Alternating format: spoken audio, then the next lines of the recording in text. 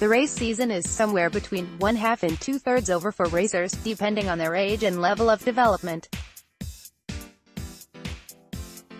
Racers are deep into qualifying season as the end-of-year championships are approaching rapidly. Now is the time that you have to ski your fastest. The tough question, though, is how to achieve that goal at this point in the season.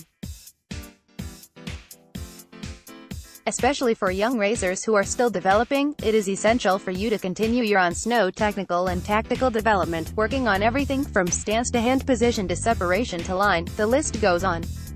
At the same time, on race day, I believe that too much thinking about technique and tactics this time of the season can actually prevent you from skiing your fastest. In fact, in some parts of your training and definitely on race day, I suggest that you let go of your focus on technique and tactics and zero in on just going as fast as you can. Here's a distinction I make that will help you better understand where I'm coming from. Be a scientist in training and an artist in races. Scientist: there's a place for being a scientist in your ski racing life. What I mean by scientist is that there are times when you need to be logical, rational, analytical, organized, and methodical in your pursuit of your ski racing goals.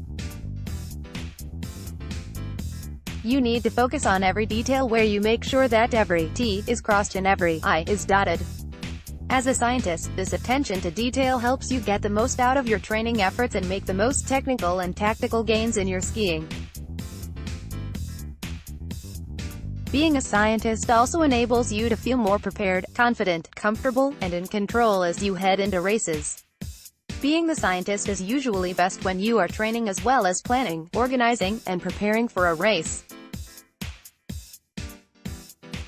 Scientists always have their bases covered because they know that if they miss any detail, it can ruin their efforts at a positive outcome. In some ways, being a scientist is very safe and comfortable. You're always in control, there is less risk and less vulnerability, and success and failure is clearly defined and objective. At the same time, a downside to being a scientist is that, by having total control, you will have less ability to let it go and truly rip a race run.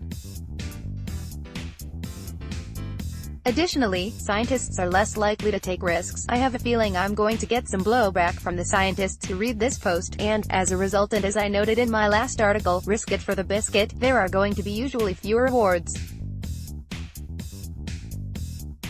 Don't think. Thinking is the enemy of creativity. It's self-conscious, and anything self-conscious is lousy. You can't try to do things. You simply must do things. Ray Bradbury, science fiction author. Artists just as painters use their palette of paints and sculptors use their clay, you are using the race hill and course to express yourself as a ski racer by painting a picture of exceptional skiing in your races. To do so, you set aside the cerebral, rational, and analytical scientist in you and tap into the part of you that is the artist, spontaneous, emotional, and inspired.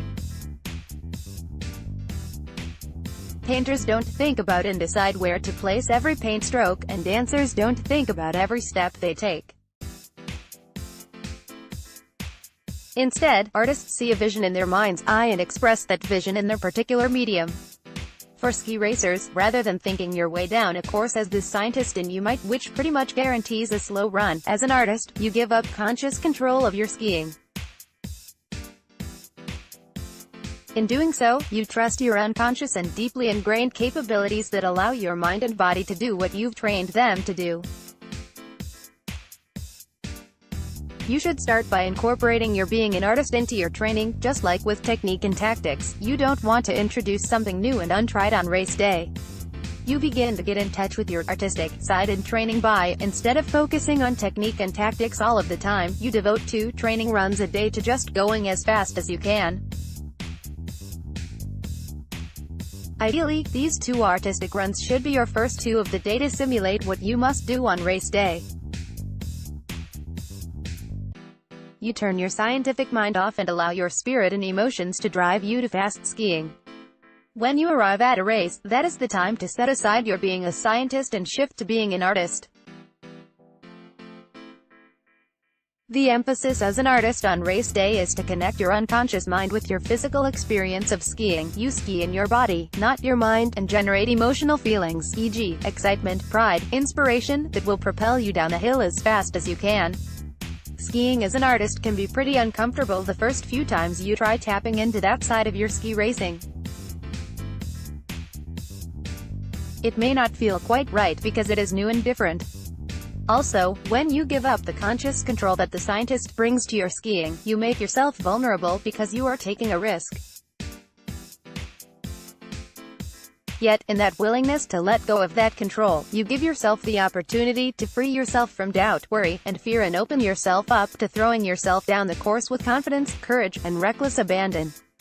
And, in doing so, you bring all of your talents and efforts to the fore, enabling you to ski your very fastest and, hopefully, because there are no guarantees in ski racing, accomplish the ski racing goals you've set for yourself. This article is excerpted and revised from my latest mental training book, Train Your Mind for Athletic Success, Mental Preparation to Achieve Your Sports Goals.